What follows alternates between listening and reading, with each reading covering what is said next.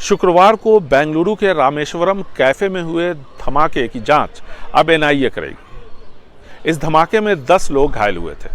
कर्नाटका के गृह मंत्री जी परमेश्वर का कहना है कि एनआईए के साथ साथ कर्नाटका की सेंट्रल क्राइम ब्रांच भी इस जांच को करेगी ताकि जल्द से जल्द आरोपियों तक पहुंचा जा सके, ये पता लगाया जा सके कि इस धमाके के पीछे कौन लोग शामिल थे, कौन सा संगठन इसके पीछे था।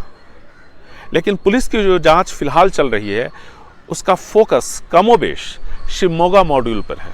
ये शिवमोगा मॉड्यूल वही है जिसके ज़्यादातर लोग गिरफ्तार हो गए थे। एक लापता था और इनका जो हैंडलर था उस तक भी पुलिस नहीं पहुंच पाई थी, क्योंकि उसके बारे में कहा जा रहा है कि वो विदेश चला गया था। इस हैंडलर का कोड नाम कर्नल है, जो कि जानकारी हमें दी गई थी। जब तीर्थहल्ली में ट्रायल रन हुआ, एक ब्लास्ट किया गया ये देखने के लिए कि डिवाइस और जिस तरह से ये पूरा जो इनका मॉडस ऑपरेंडी है वो सही से काम करता है या नहीं, तो शिवमोगा के तीर्थहल्ली में एक ट्रायल रन हुआ था। ट्रायल रन के बाद ज़्यादातर जो आतंकी इससे जुड़े हुए थे उनकी गिरफ्तारी हुई, लेकिन इनमें से एक शारिक पुलिस की गिरफ्त से बाहर था। लेकिन 2022 में जब शारिक कुकर बम लेकर के एक मंदिर में प्लांट करने जा रहा था तो मैंगलोर में वक्त से पहले ही उस कुकर बम में ब्लास्ट हो गया। शारिक भी उसमें घायल हुआ।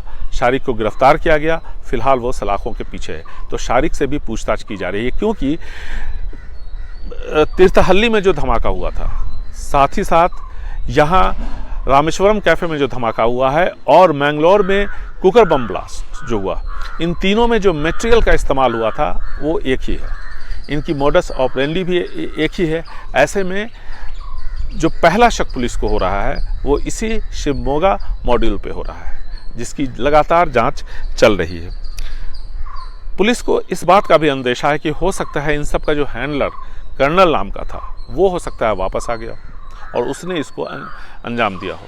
खैर, कई सारी पुलिस टीमें, केंद्रीय एजेंसियां इस जांच में लगी हुई हैं। इनका मकसद जल्द से जल्द इस आरोपी को पकड़ना है।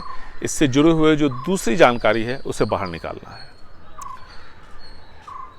जैसा कि मैंने पहले भी बताया कि कई सारे सीसीटीवी कैमरे रामेश्वरम कैफे में लगे हुए थे।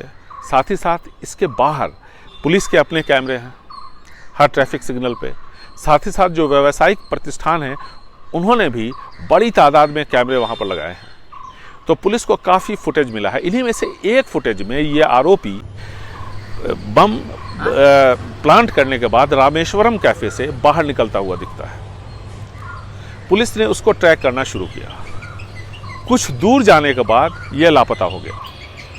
ऐसे में यह माना जा रहा है कि हो सकता है कहीं ना कहीं जो वाहन आ रहे हैं जा रहे हैं उसकी आड़ में इसने अपने कैप को, साथ ही साथ मास्क और मास्क के साथ साथ जो कपड़ा उसने पहना था सबको बदल दिया। राज्य के उप मुख्यमंत्री डीके शिवकुमार ने यह दावा किया था कि कुछ ही घंटों में आरोपी को पकड़ लिया जाएगा, लेकिन अब तक आरोपी पुलिस की गिरफ्त से बाहर है।